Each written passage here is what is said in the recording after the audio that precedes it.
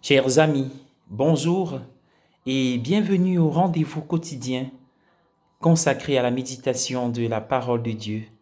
Vous faites bien de vous connecter sur cette chaîne. À tous et à chacun, je souhaite la bienvenue.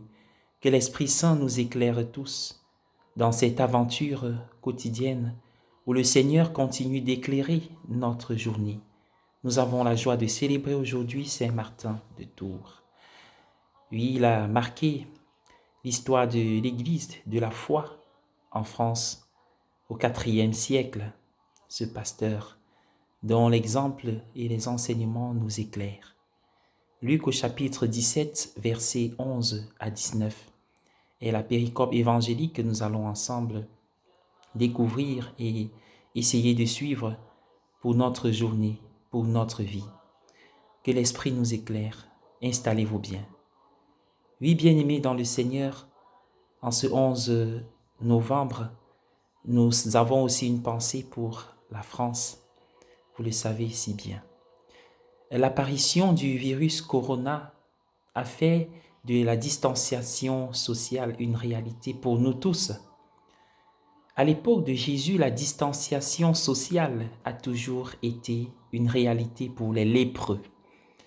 C'est pourquoi dans l'évangile d'aujourd'hui, les lépreux qui sont venus à la rencontre de Jésus se tenaient à distance et l'appelaient.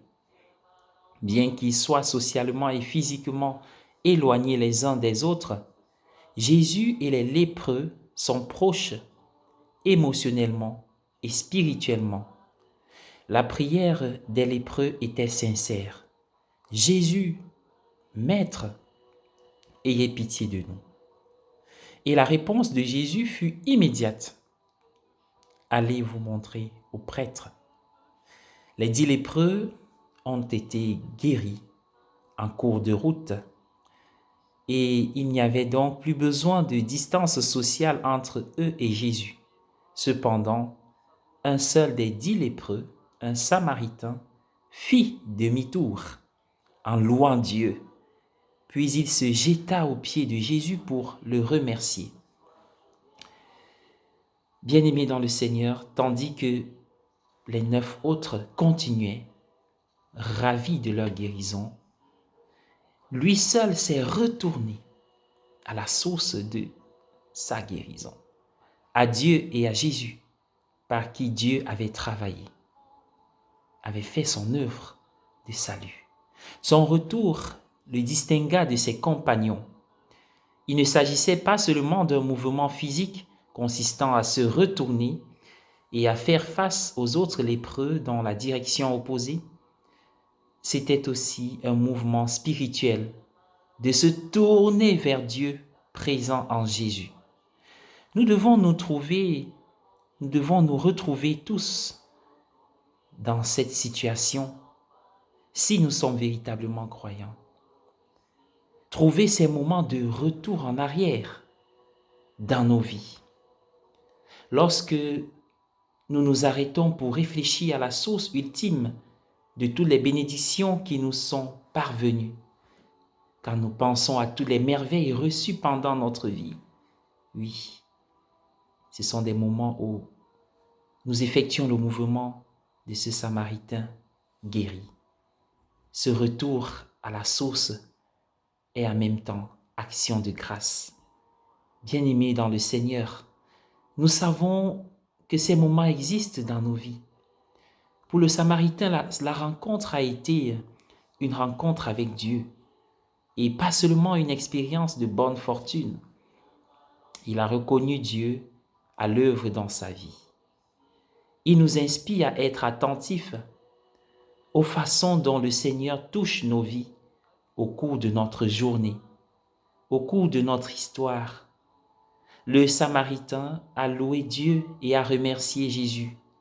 La prière de louange et d'action de grâce est une réponse naturelle à cette vision plus profonde qui reconnaît le Seigneur à l'œuvre dans la vie en donnant des chemins sous la surface de la vie. Il faut pouvoir avoir ses yeux intérieurs pour le reconnaître. À tous et à chacun, bonne journée, sous l'intercession de Saint Martin de Tours. Prions au nom du Père et du Fils et du Saint-Esprit. Amen. Oui, Seigneur, comme c'est dit, l'épreuve venue à ta rencontre pour implorer la pitié qui vient de Dieu, de toi. Nous venons à toi aujourd'hui avec nos multiples lèpres telles que les guerres, les assassinats, le terrorisme, le chômage, les maladies, le célibat, les violences en famille, l'obstination au péché, la dureté de cœur, la stérilité et plusieurs autres maux dont nous souffrons au quotidien. La solitude. Délivre-nous, purifie-nous, donne-nous la joie et la paix.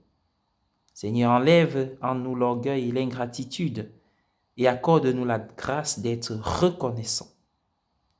Oui, reconnaissants pour les nombreux bienfaits dont tu nous combles chaque jour de notre vie. Tes grâces, Seigneur, sont tellement nombreuses dans nos vies que nous ne pouvons les citer, ni les compter. Merci Père, merci Papa pour ton immense amour. Amen. Au nom du Père et du Fils et du Saint-Esprit. Amen.